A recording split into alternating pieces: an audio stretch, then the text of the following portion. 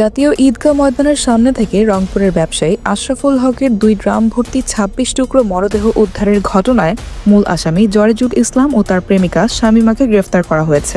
গতকাল শুক্রবার রাতে গোয়েন্দা পুলিশ ও র্যাব 3-এর পক্ষ থেকে এই তথ্য জানানো হয়।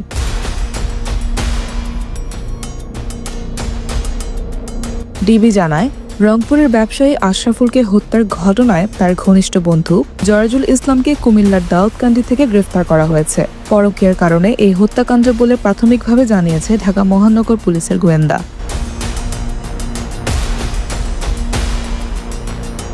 এদিকে র্যাব 3 জানায়, আশরাফুলকে হত্যা করে মরদেহ খণ্ড বিখণ্ড করার মামলায় মূল আসামি জরেজের প্রেমিকা শামীমাকে গ্রেফতার করা হয়েছে। এই সময় গুরুত্বপূর্ণ আলামত জব্দ করা হয়।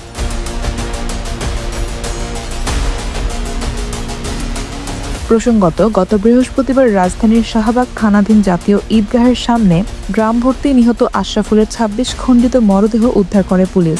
এই ঘটনায় নিহত আশরাফুল হকের বন্ধু জরেজকে আসামি করে গতকাল শুক্রবার শাহবাগ থানায় মামলা করে নিহতের পরিবার।